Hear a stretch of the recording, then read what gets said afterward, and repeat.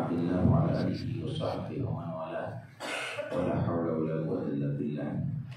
ولا تؤتي شهوات عباد البلاد الحبيب عبد الله بن الحجاج الله عنه ونفعنا به وبعلم دارنا. قال صلى الله عليه وسلم وصدق رسول الله صلى الله عليه وسلم رأيت ربي في المنام. Aku melihat Tuhanku ada di mimpi. Fasabal hadis, maka Nabi terus panjang hadisnya tadi itu ila al sampai pada ucapan beliau, ya Muhammad, Allah berfirman, wahai Muhammad, butuh labbaik. Aku jawab, ya aku sambut panggilanmu ya Allah.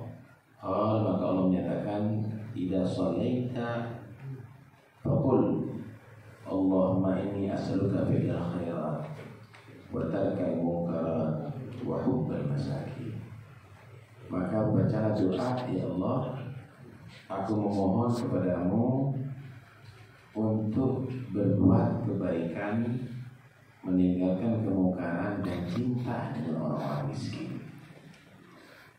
Wa idza aradta bi ibadika fitnatan, jika engkau menghendaki terhadap hambamu fitnah, ujian, faqbudni ilaik, maka cabutlah nyawaku, matikan aku, ghairu maftun, menjadi orang yang tidak terfitnah, tidak gagal dalam ujian. Masya Allah.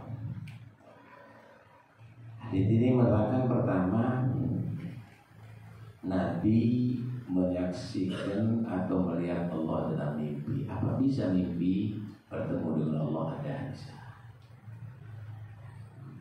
Malah Imam Ahmad bin Hanbal itu 100 kali mimpi bertemu dengan Allah. Ya. Bertemu dengan Allah itu bukan berarti bertemu dengan satu sosok. Karena itu Allah itu tidak sama dengan makhluknya. Makhluk itu terdiri daripada dua, jauhar dan arad. Jauhar dan arad, bentuk dan yang muncul daripada bentuk. Bentuk itu berarti terbatas dengan tempat, terbatas dengan arah, terbatas dengan waktu. Itu bentuk. Sedangkan tempat, arah, dan waktu itu makhluknya Allah. Allah tidak dibatasi dengan itu semuanya. Anda di muka, ini kan berarti terbatas dengan arah. Ada di belakang, ada di kanan, ada di kiri. Allah Maha Suci, dibatasi dengan arah. Sama dengan Allah di atas langit, Allah di bawah. Itu juga berarti membatasi Allah dengan arah. Dan itu adalah sifat makhluk. Ta'ala Habibullah, ta'ala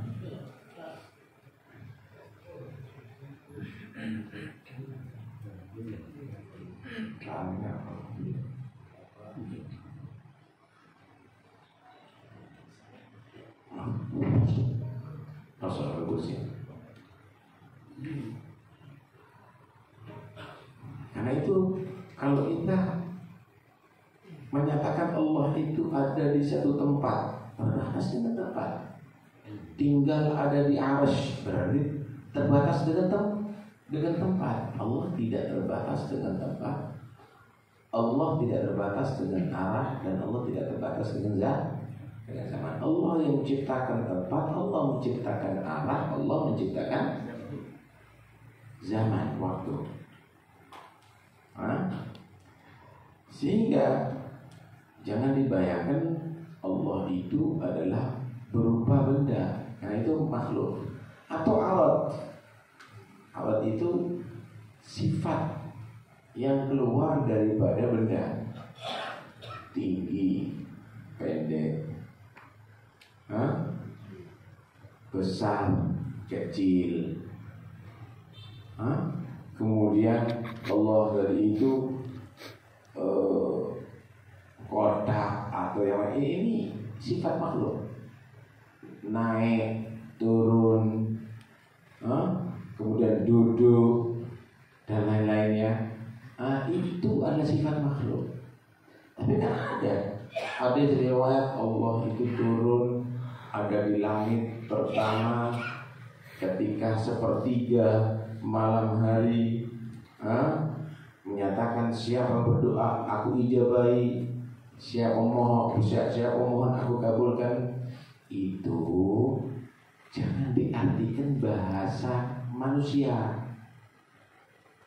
Kalau itu datang dari Allah atau keterangan dari hadis, jangan diartikan bahasa manusia. Karena itu kalau baca kitab-kitab yang kuno, kitab-kitab lama, Allahu a'lam bi muradi, Allah yang maha tahu tentang yang dimaksud ini.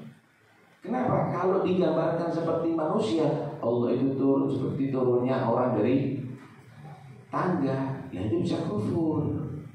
Berarti kamu sudah menyerupakan Allah dengan makhluk. Laisa kamitslihi syai'un wa huwas samiul basir. Kemudian misalnya tumastawa al-arsh, Allah itu istawa al-arsh, istiwa ada di arsh. Jangan diartikan dengan bahasa manusia. Istiwanya Allah itu adalah istaqarra, diam ada di arsh. Ini Allah tinggal ada di makhluk, ini nggak benar nih. Nah, karena itu Imam Malik yang sekelas beliau ketika ditanya tentang istiwa, maka Imam Malik menjawab, al-imanu bi wajibun. Iman terhadap istiwa itu adalah at-tasdiqu bi wajibun, percaya dengan istiwa wajib hukumnya. Kemudian wassu'alu anhu bid'atun, tanya tentang bagaimana istiwanya Allah itu bid'ah.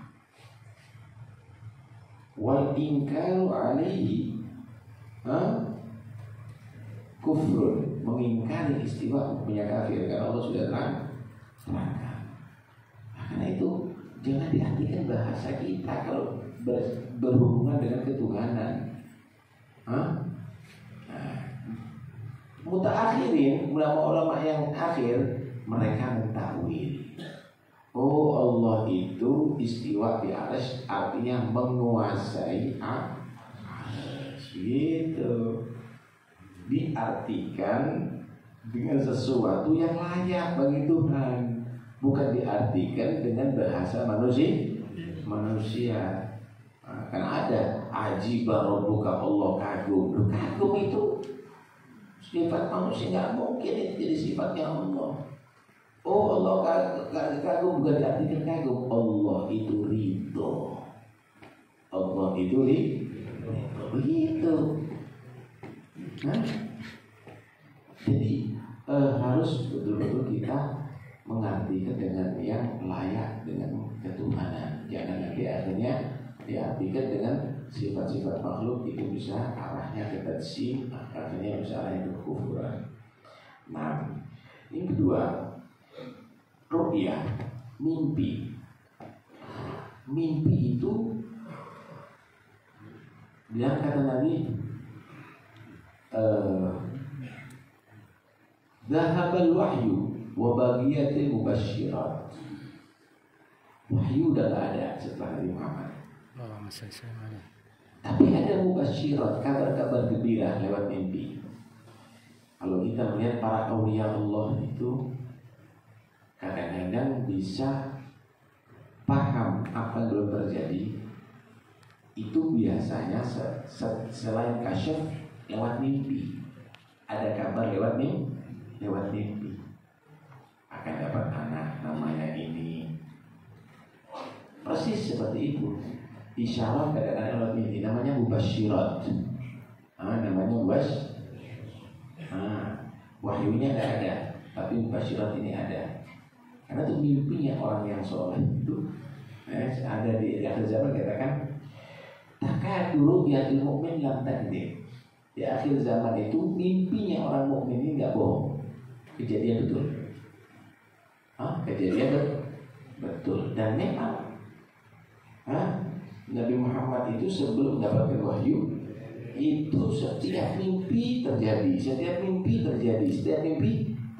karena itu dikatakan ar-ru'yatu shalihah juz'un min sittatin wa arba'ina minan nubuwah. Ru'yah yang bagus dari orang yang soleh itu adalah satu bagian dari antara 46 bagian kenabian. Lah, ru'yahnya Nabi ini, mimpinya Nabi itu hakikatan beneran. Mimpinya Nabi itu beneran. Wahyu, kalau ada perintah Allah itu harus dilaksanakan. Sebagaimana Nabi Ibrahim mimpi diperintahkan sembelih anak kamu, itu wahyu. Mimpinya Nabi Muhammad ini memang beneran. Nabi menyatakan, aku mimpi, aku bertemu dengan Allah dalam mimpiku. Ini beneran. Kenapa? Karena Nabi itu jasad boleh tidur, mata boleh menjam, tapi hati nggak pernah tidur. Karena itu nggak bisa dihukumi seperti kita. Kalau kita melek mata masih tidur hati. Kalau Nabi merem mata masih melek hati. Masya Allah. Karena itu Nabi SAW suatu saat pernah ditegur sama sahabat. Tapi ditegur ini dalam arti ingin mengetahui, bukan berarti menyalahkan. Kenapa tidur ngorok, tapi bangun sholat atau wudhu? Ya Rasulullah, padahal Nabi menyatakan man nama falyatawaddo. Siapa orang yang tidur maka dia harus wudhu. Ya Rasulullah, tidur langsung sholat. Maka Nabi mengatakan tanamu ainaya wala yanamu qalbi. Dua mataku tidur tapi hati tidak pernah tidur. Sallallahu alaihi wasallam. Itu khusus, orang khusus itu ya. Sallallahu alaihi wasallam. Nah, begitu juga orang-orang pilihan Allah itu luar biasa. Mimpinya itu adalah betul-betul kejadian itu. Habib Ahmad bin Hasan Al-Attas, beliau itu pernah berkata begini, aku ini di waktu masa mudaku, waktu belajarku, banyak mengambil faedah dari mimpi lebih daripada dalam keadaan terjaga baik daripada yang godoh. Kenapa? Kalau belajar dalam keadaan yang godoh ini, kitab ini mungkin sampai berbulan-bulan ya. Tapi kalau sudah dalam mimpi, hatam kitab itu seakan-akan mimpi itu sampai 10 tahun, 20 tahun. Iya, belajar dengan musonifnya dalam mimpi dari itu banyak kitab pagi alim.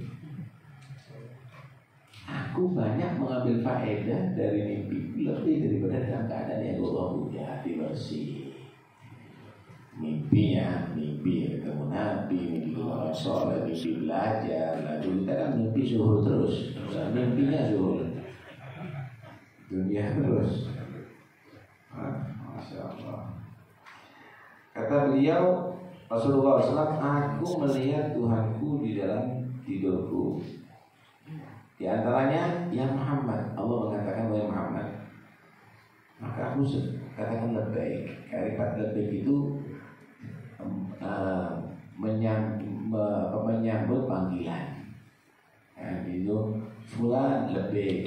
Karena itu orang kalau haji itu lebih Allahumma lebih. Kenapa? Karena ada panggilan Allah untuk berhaji. Lebih Allahumma lebih. Maka Allah menyatakan jika kamu sholat maka baca ini doa. Kalau setelah sholat baca doa ini. Doa ini penting. Allahumma inni as'aluka fi'lal khairat wa tarkal munkar. Ya Allah, aku memohon kepadamu kemampuan untuk bisa melakukan kebaikan-kebaikan dan meninggalkan kemungkaran. Saudara, kebaikan itu banyak, tapi yang berminat tidak semua orang kecuali mendapatkan taufik dan hidayah dari Allah. Masjid banyak, etika bisa kita, Quran ada rumah kita, baca bisa kita,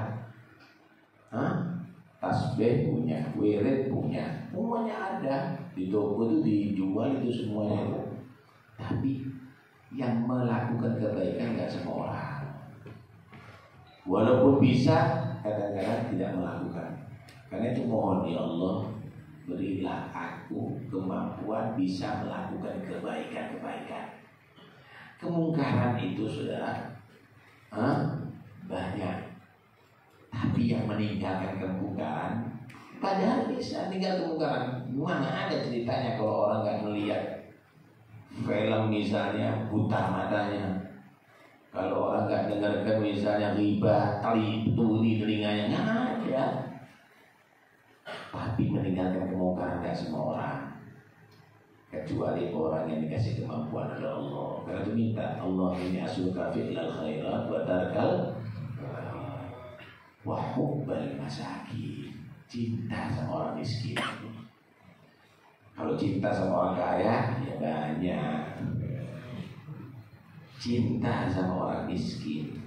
Cinta sama orang miskin dalam arti perhatian dengan mereka, tawadhu dengan mereka. Nabi itu ditawari khazainil ardh, kekayaan bumi mau diserahkan sama Nabi, tapi Nabi menolak. Tapi Nabi mohon kepada Allah, Allahumma ahyini miskinan wa amitni miskinan wa hsyurni fi zumratil masakin. Karena memang orang miskin ini ya ada bahaya, tapi banyak yang soleh kok. Yang hadir di sini kebanyakan orang yang pas-pasan nih. Yang sering memakmurkan masjid orang pas-pasan gitu. Yang kaya sibuk untuk dengarkan dari streaming. Kadang-kadang nggak punya waktu untuk dengarkan. Kalau ada orang kaya yang wah itu berarti berlian di antara batuan. Orang miskin ini banyak yang menyambut kebaikan ya. Para sahabat Nabi itu yang asli masjid itu semuanya orang-orang miskin tuh. Disebut ashabus suffah. Kalau ada sholat di shaf pertama, kalau ada jihad di shaf pertama, ashabus suffah dari itu. Nggak punya apa-apa, tidurnya di masjid, bekerja nggak bisa. Kemudian ya mengandalkan pemberian Rasulullah. Ya Nabi kadang-kadang ada, kadang-kadang nggak ada. Akhirnya ya kalau nggak ada puasa, kalau ada alhamdulillah. Nah itu luar biasa ya. Dan Rasulullah SAW mengajarkan hidup dengan kesederhanaan. Pertanyaannya begini, apakah Nabi itu orang yang khawatir terpengaruh dengan dunia, kok nggak mau dunia? Padahal kalau di tangan Nabi tentu manfaat di dunia. Tapi Nabi kok nggak mau minta miskin, padahal ditawari untuk dunia ini. Nabi itu seperti orang tua kepada umat ini, seperti orang tua kepada anak. Innama ana mathalul walid li auladi. Innama ana lakum mathalul walid li auladi. Seorang misalnya orang tua yang dia pawang ular yang berbisa. Pawang ular yang berbisa. Di ular itu ada bisa dan di situ ada teriak, ada penawar. Dia mampu memegang ular tadi itu tanpa disentuh oleh bisanya. Dan dia bisa mengambil penawar dari ular tadi itu untuk pengobatan dan lain-lainnya. Tapi ketika jalan sama anak-anaknya, Jangan dia mendemokan megang ular di muka anak-anaknya. Kenapa? Anak ini nggak kenal dengan bahayanya ular. Kenalkan bahayanya.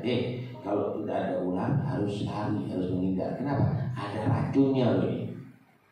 Kenapa? Anak nggak paham. Nggak semua orang menjadi pawang ular.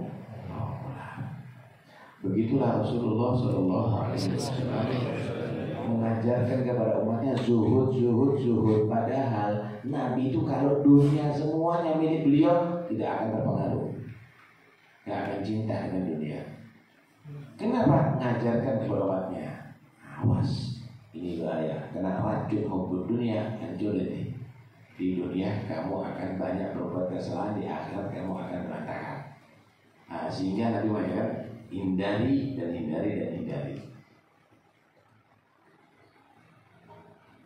Kemudian jangan terlalu pilih juga kita. Kita penting anak tidak masuk ke dalam hati, ada di tangan. Ya, ukur diri kamu. Man lam yasbah, man lam ya'rifu sibaha, la yasbah. Kalau orang nggak mampu berenang, udahlah jangan menyelam. Di laut itu ada mutiara-mutiara, iya.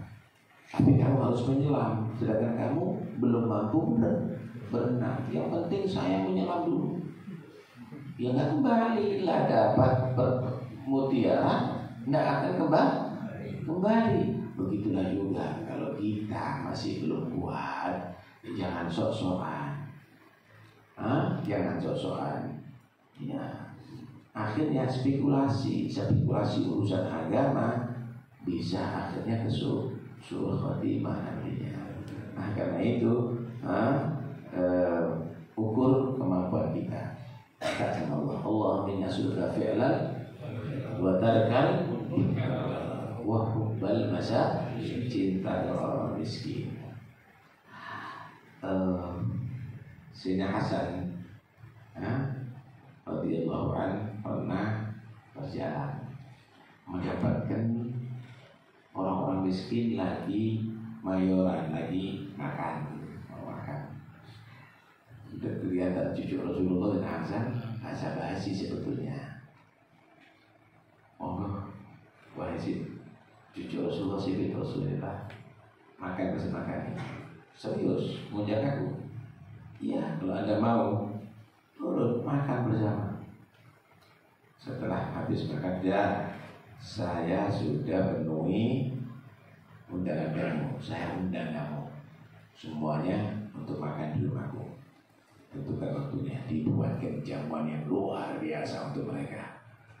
Kalau kasih makanan yang enak itu, kasih makanan enak kepada orang yang jarang makan enak.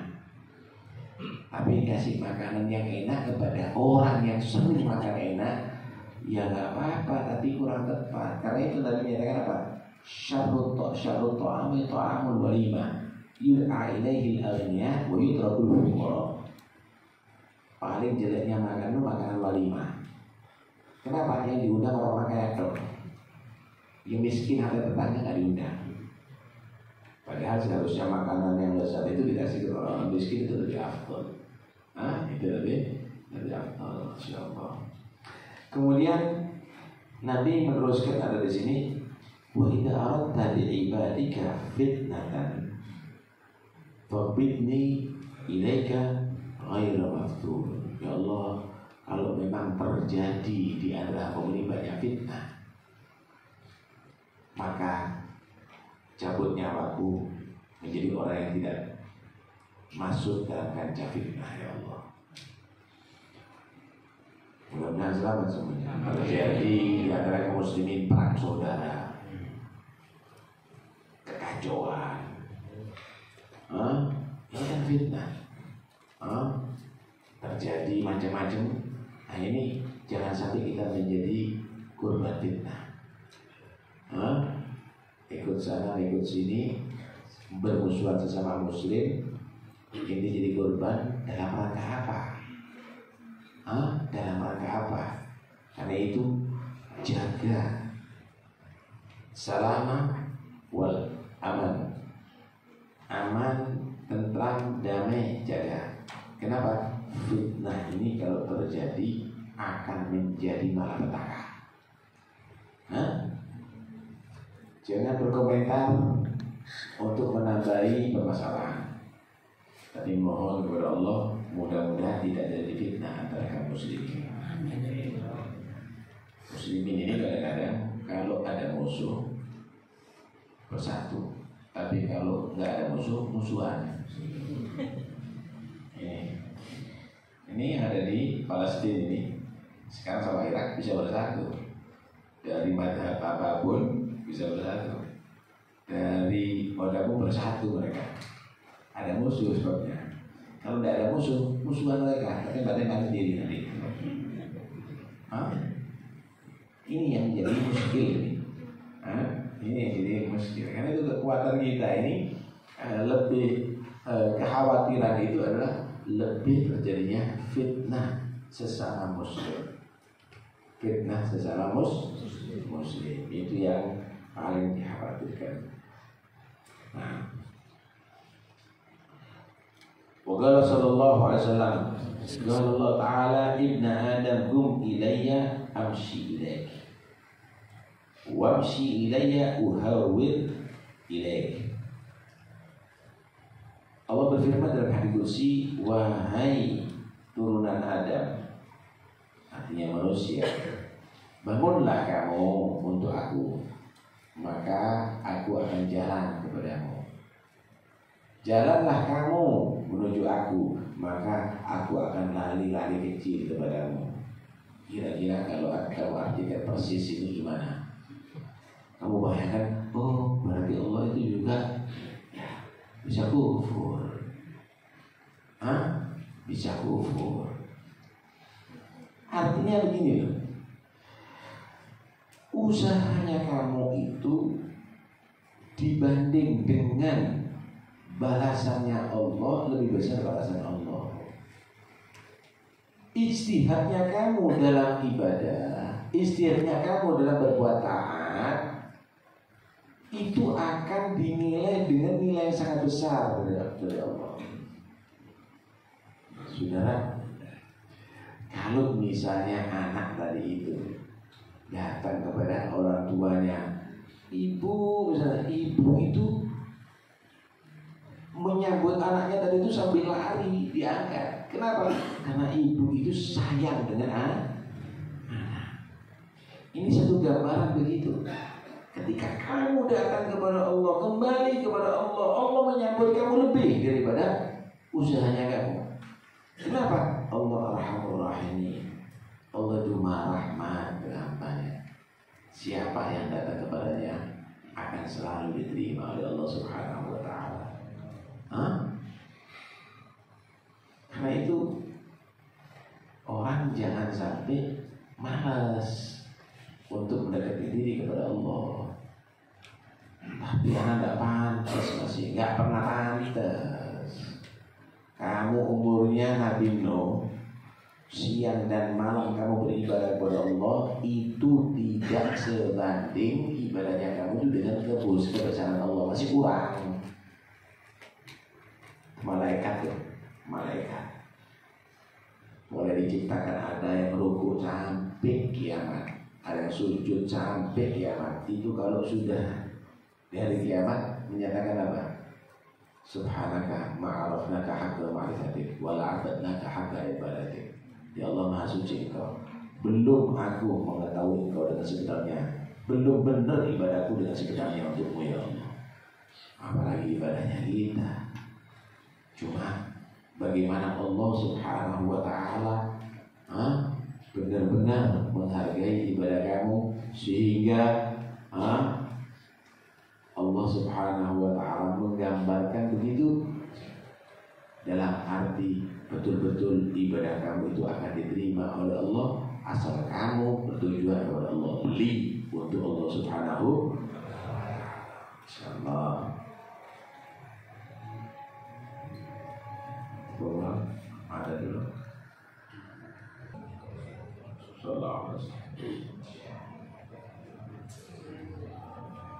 Siapa orang yang mendekatkan diri kepada Allah, maka Allah lebih mendekatkan diri kepadanya gitu. Loh, kalau mendekatkan diri berarti Allah pernah jauh. Ini apa? Kamu artikan begitu. Dekatnya Allah kepada hambanya artinya Allah itu lebih merahmati, Allah itu lebih ridho kepadanya. Dekatnya hamba kepada Tuhannya itu dengan hamba itu banyak beribadah kepada Allah Subhanahu wa taala. Menurut banyak ibadahnya, taatnya kepada Allah, disitulah Allah mendekatkan diri kepadanya lebih dengan dalam arti, dengan ridhonya, dengan rahmatnya, dengan kasih sayangnya. Jadi itu yang harus diartikan. Paham ya? Ibnu Adam, wahai putra Adam, manusia maksudnya, udkurni sa'atan min awal nahar, zikirlah kepada aku di awal saat kamu di siang hari, wa sa'atan min akhirih, dan saat di akhir hari, akfika ma baina dzalik, maka aku akan cukupi kamu antara itu. Pagi setelah subuh jangan lupa banyak zikir kepada Allah Subhanahu wa taala. Kemudian setelah asar sampai maghrib banyak zikir kepada Allah Subhanahu wa taala. Maka antara pagi sampai sore, sore sampai pagi dijaga oleh Allah. Dicukupi rezekinya, dijaga daripada malapetaka, dijaga imannya, dijaga daripada bahaya. Sesaat di malam pagi hari, di saat ada di sore hari, wasabbih bihamdi rabbika qabla tulu'i syamsi wa qabla ghurubiha. Banyaklah bertasbih sebelum terbitnya matahari dan sebelum terbenamnya matahari.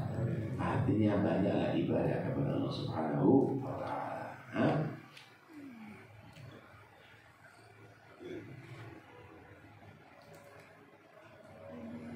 Kemudian apalagi ditingkatkan sebelum fajar ada qiyamul lailnya. Setelah terbit matahari ada menghidupkan antara maghrib dan sampai tanpa sempurna.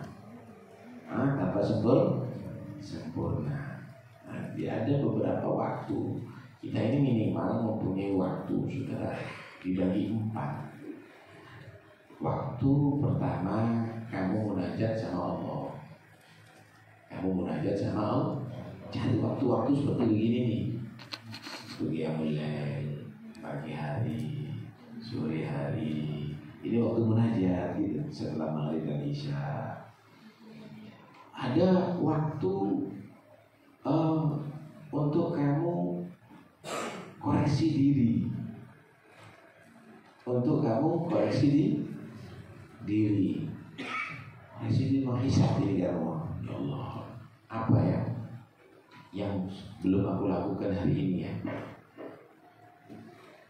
Apa yang luput dari programku ya untuk beramal untuk hari ini? Menghisap diri. Ya Allah, bagaimana birrul walidaini aku ya terhadap orang tua aku dihisab.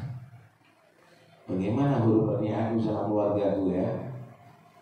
Bagaimana pendidikan anakku ya? Dihisab itu. Kemudian ada waktu untuk tafakur. Tafakur ala ilah, tafakur memikirkan begitu banyak Allah berikan nikmat sama aku ya Allah. Akhirnya syukur. Melihat keajaiban makhluk Allah, akhirnya kagum terhadap Allah Subhanahu wa taala. Memikirkan dosanya, akhirnya istighfar kepada Allah Subhanahu wa taala gitu. Yang berikutnya adalah untuk diri kamu sama keluarga kamu, duduk bareng, makan bareng, waktu tidur harus ada waktu.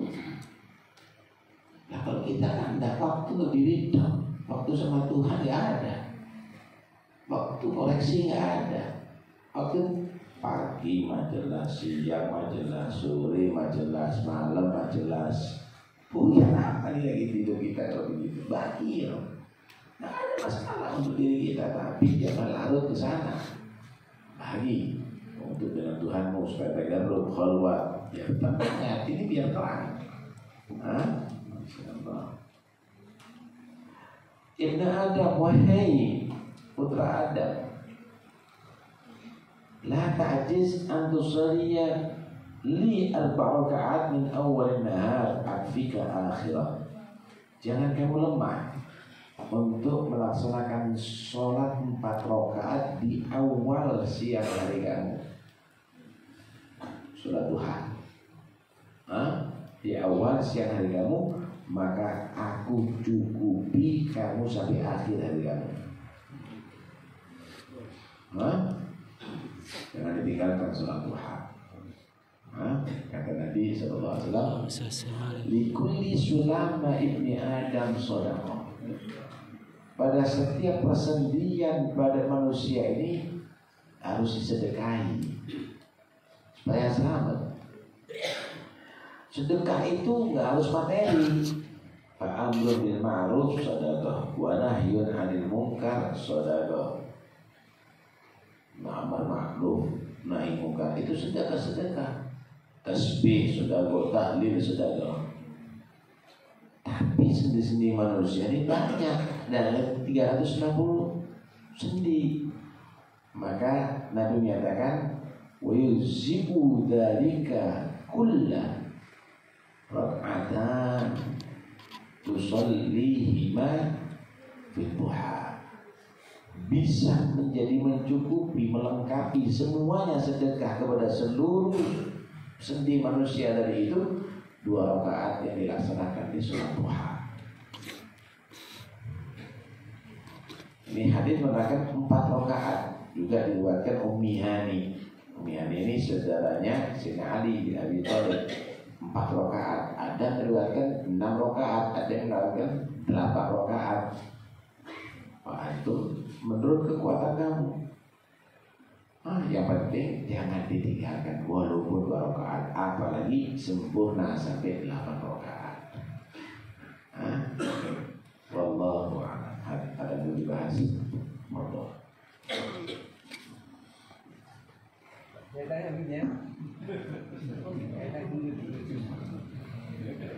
Assalamualaikum warahmatullahi wabarakatuh. Beberapa yang saya tanyakan tentang masalah doa ini. Apa? Doa ini. Doa. Malbusuhu, makuluhu, mausrabuhu tidak boleh terdiri dari hal yang haram kan gitu ya. Dijauhi sejauh-jauhnya. Sedangkan dalam sisi lain Nabi menyatakan atau ada orang memakai modalnya keyakinan, saking yakinnya dia bermodalkan anak indah ada inna inadun adili. Pertama, yang kedua berdasarkan istiqomah.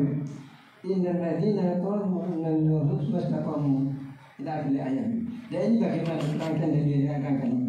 Yang satu Nabi mengatakan tadi jangan sampai ada yang haram. Kemudian yang kedua ini dasarnya dasar keyakinan sebenarnya. Satu, yang kedua ini karena agak keren ini. Yang kedua adalah kami sering ini. Apa? Kami sering. Kali ini karena bisa tren, kenapa? Sampai nggak tahu banyak. agak keren ini dia. Karena agak keren, gimana sih orang ini pergi ke sana pakai wanita ini menyebut seseorang yang orang dipandang paham tentang masalah nikah, sehingga orang ditunjuk dia. Dan pandang Nabi gimana? Pakai wali takin. Kira-kira setelah melaksanakannya apa tetap sah atau tetap tidak? Karena dasarnya kalau itu hanya berzina. Nah ini mau dilaksanakan. Jadi orang itu dikatakan istiqomah mulazamatul ta'ah. Kalau melakukan haram makan haram bukan istiqomah itu. Istiqomah itu mulazamatul ta'ah. Orang yang selalu melakukan taat kepada Allah. Kalau dia dari itu ngeribakan, ngeretelkan, ya istiqomah berdoa bukan istiqomah. Karena taat itu nilainya harus disesali dengan halal, dengan halal. Terus keyakinan itu kalau Anda yakin terhadap Allah, ya Anda tidak mungkin akan melanggar Allah. Husnudzon kepada Allah, husnudzon. Kalau dengan cara melanggar itu keliru. Saya husnudzon, polisi ini memaafkan saya langgar aja. Itu bukan husnudzon, itu istighfar, ngeremehkan. Nah itu meremehkan. Karena itu semua ada tempatnya, semua ada porsinya, nggak bisa diudet seperti begitu, udah didawat jadinya. Nggak bisa begitu. Nah itu di sini kita harus misal sholat itu yang penting hatinya khusyuk. Walaupun kamu nggak punya wudhu gitu, walaupun kamu nggak bersihkan najis, ya nggak bisa dong. Sahnya sholat itu harus bersih najis, harus bersih dari berat hadas. Begitu juga istiqomah itu ada, kemudian Rasulullah ada dengan kita menjaga dari yang haram gitu. Kemudian untuk kawin siri, apakah hukumnya sah? Dengarkan baik-baik. Orang itu dalam melakukan sesuatu jangan hanya berpijak kepada sahnya saja, tapi ada fitnah kan? Paham ya? Ada fitnah apa enggak? Kalau memang di situ ada fitnah terhadap kaum muslimin, maka itu adalah bisa menjadi satu hal yang harus dicegah. Contoh, sholat panjang bagus apa enggak?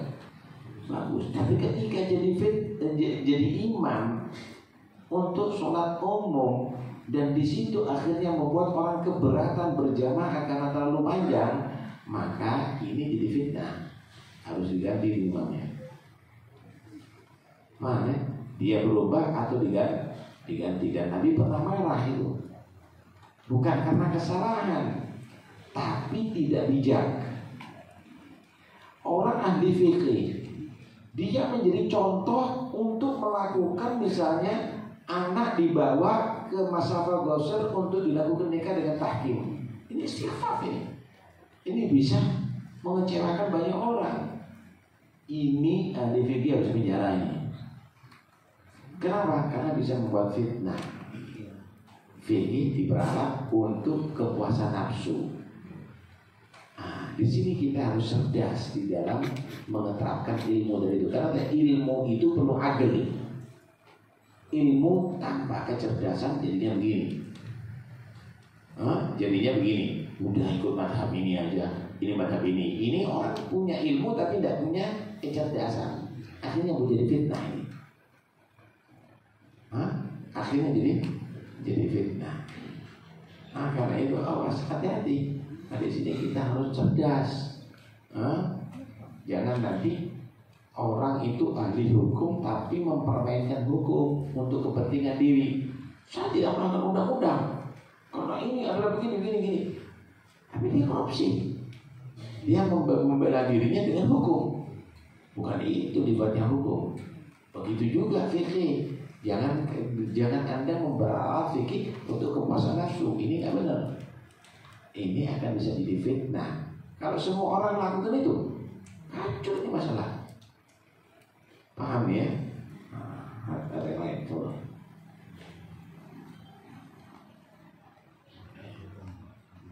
Kalau ada yang tanya, diangkat tangannya, jangan kakinya. Kalau kaki buyar dia.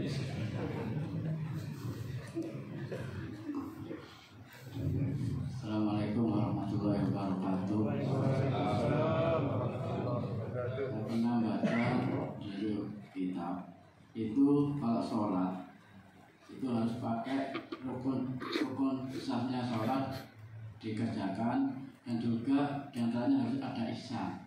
Ya apa? Ihsan. Itu kita kalau sholat seakan-akan Allah melihat kita. Kalau seandainya kita nggak bisa, seakan-akan kita melihat Allah itu. Keliru. Itu maksudnya gimana?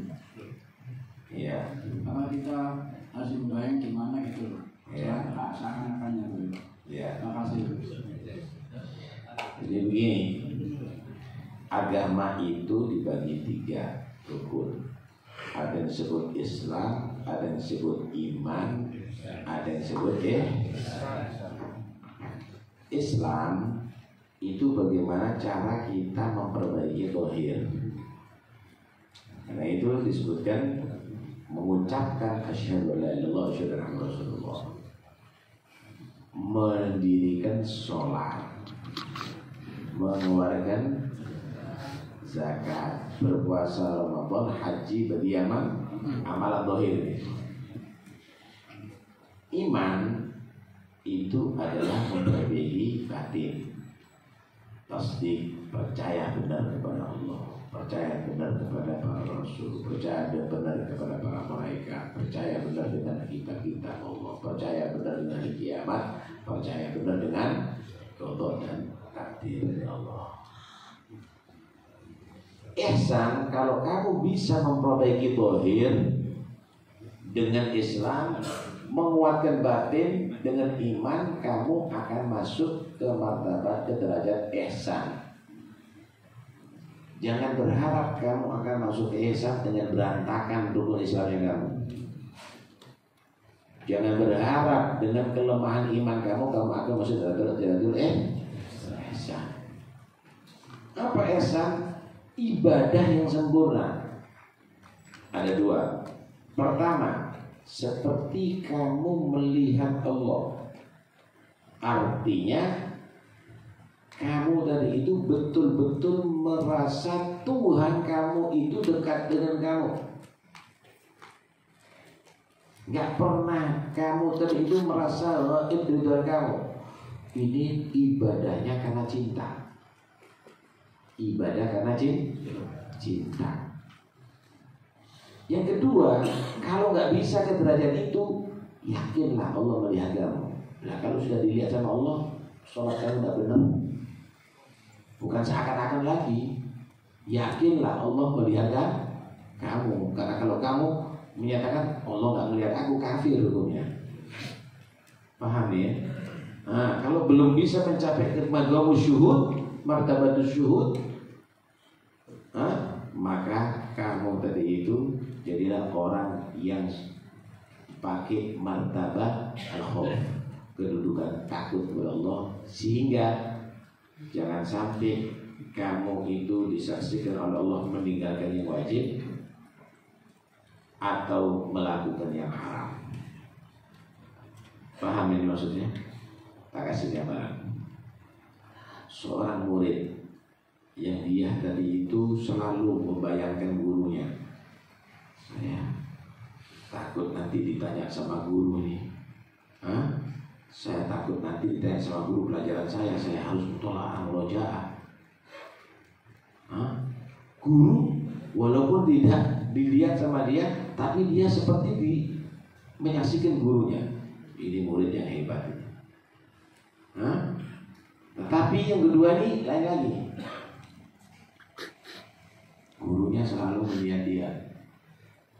Ada CCTV, nggak berani ngerepek dia. Kenapa? Karena dia dikontrol terus sama guru. Dua-duanya bagus, tapi tentunya yang pertama lebih bagus. Paham ya? Yang kedua apa tadi? Sudah itu aja. Yang lain, foto belakang mana? Mic-nya. Mic-nya terus belakang. Ya kata nanti biar tahu. Mana? Assalamualaikum warahmatullahi wabarakatuh. Anak mau tanya masalah sholat duha sama isyraq. Kalau kita umpama hadir pengajian subuh terus kelewatan waktu isyraq, apakah boleh kita dari Ustaz di waktu duha? Wassalamualaikum warahmatullahi wabarakatuh. Jadi isyraq itu sholat terbit matahari ketinggian 1 tombak. Kalau terbitnya matahari sempurna ditambahi 16 menit. Nah, itu waktu isyraq. Kalau sebelumnya nggak boleh sholat kita. Waktu isyraq. Di situ ada sholat isyraq 2 rakaat. Siapa orang sholat subuh berjamaah dan tidak beranjak dari tempatnya berzikir kepada Allah sampai terbit matahari dan ketinggian 1 tombak, maka dia akan mendapat pahala haji dan umroh yang sempurna. Kita kan nggak ngopi di warung, nah, padahal kita bisa dapat pahala haji dan umroh setiap hari itu. Jangan beranjak, pikirnya baca Quran, Wirdul Latif, Wirdul Sakrar, Hizib Nawawi, Hizib Bahar itu. Anda baca itu semuanya sampai terbit matahari ketinggian 1 tombak. Ya, diperkirakan itu mungkin kalau sekarang jam 5:15. Kalau sekarang ya, jam 5:15 itu waktu isyraq sudah. Anda sholat isyraq bisa sholat isyraq sendiri, bisa sholat isyraq dan sholat duha. Dijadikan satu, digabung. Digabung. Pahalanya itu gede. Pahalanya gede. Saudara, kalau orang itu diceritakan perempuan kemudian birahi, itu wajar, normal namanya. Kalau diceritakan makanan yang lezat selera, ingin makan itu normal. Tapi kalau tidak selera, tidak birahi, tidak normal.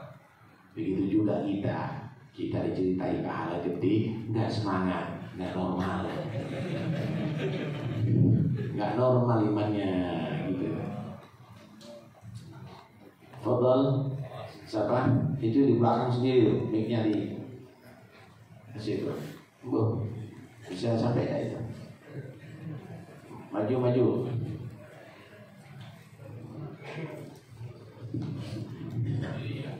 Assalamualaikum warahmatullahi wabarakatuh. Saya mau tanya Ustaz, bolehkah kita mengucapkan salam atau bersalaman kepada orang yang suka minum khamr sesama muslim? Apakah ada dalil atau kitab yang mengenai penjelasan ini Ustaz? Terima kasih Ustaz. Orang bermaksiat itu adalah satu hal yang bisa dimaklumi asal tidak membanggakan maksiatnya atau menampak-nampakkan maksiatnya. Kalau dia menampak-nampakkan, kalau dia itu ngajak-ngajak, patut orang ini dimusuhi. Karena dia bukan hanya orang yang sakit, tapi menyebar penyakit, membuat orang tidak menghargai agama Allah. Sehingga kadang-kadang kita harus merubah sikap. Jangan disamakan sikap kita dengan orang soleh dengan orang yang demikian. Kadang-kadang kita bentuk wajah kita marah kepada dia supaya dia terasa. Kita bersikap lain dengan dia. Tapi kalau dia maksiat sendiri, dan dia tidak menampak-nampakkan, itu apalagi masih dia merasa salah dalam berbuat maksiat, harus kita hormati. Dia seorang muslim yang harus kita hormati. Jadi ada perbedaan. Ini gambarannya. Ada orang sengaja nggak sholat Jumat, ngerokok ada di muka masjid. Gimana sikapnya kita? Ya kita harus marah. Nggak boleh kita mau berbaik-baikan. Ini menghina ini. Lain kalau ada orang nggak tahu itu, kita nggak boleh kita marah. Kita harus lemah lembut. Nabi itu pernah di majelis ini. Di antara yang hadir Arabi. Arabi itu orang pelosok yang nggak tahu ajaran agama, nggak punya ilmu. Tengah-tengah majelis kok dia tadi itu mau kencing, cari pojokan masjid, kencing di situ. Ini bukan ngompol nih, Murah gede. Wah, sahabat kaget. Kagetnya. Semua mendeli matanya. Semua mengangkat suara. Nabi katakan biar. Sampai selesai. Kata, masjid ini la yasluhu lin najasah wal ghudur. Masjid ini nggak pantas dinajisi, dikotori. Jangan diulangi lagi ya. Sahabat, ambilkan air 1 timba, siram sama Rasulullah. Melihat begitu si Arab ini, bagaimana Nabi lemah lembutnya, tapi kok yang lainnya kok kasar gitu. Sampai akhirnya katakan, Allah marhamni wa Muhammad dan wa la tarham ashab Muhammad. Ya Allah rahmati aku sama Muhammad. Ini teman-teman yang jangan ya Allah. Ya. Pertanyaannya, kalau ada orang kencing ada di masjid, apakah kita sikap yang sama? Kalau memang dia nggak punya ilmu, kita rahmati. Nah, anak kecil kah, orang gila kah, atau orang idiot kah, atau misalnya udah mau diapain? Ya kita harus sabar, jangan ditempelin. Tapi kalau dia ada orang misalnya mau apa masjid, ini masjid yang saya kencing, tendang. Kenapa? Karena dia adalah orang yang menghinakan apa diagungkan oleh Allah. Jadi ada perbedaan sikap ada di sini. Ya, ada. Tapi apakah dia muslim? Marahnya kita bukan karena kebencian, tapi marahnya kita sebagai muslim tidak menghargai Allah dan yang diagungkan oleh Allah Subhanahu wa taala.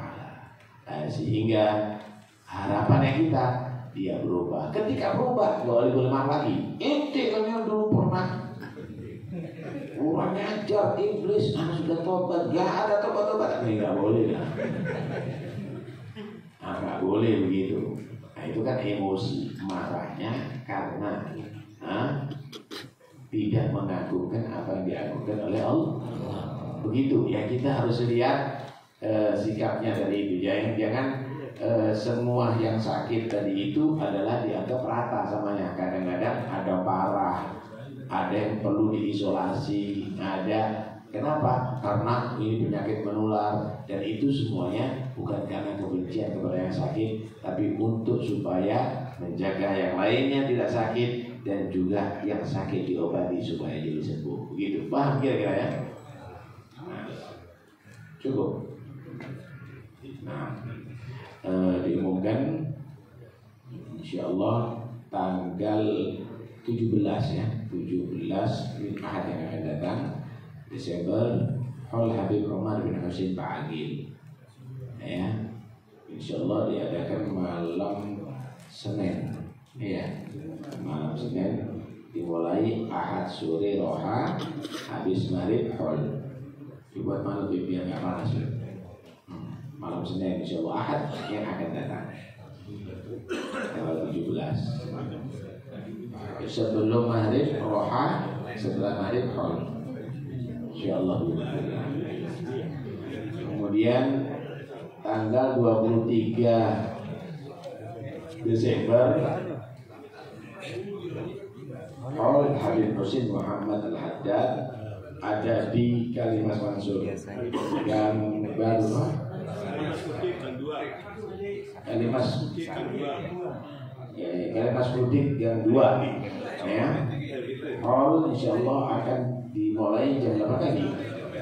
Jam 8 pagi insyaallah sampai zuhur. Rentetan acaranya mulai Jumat sore.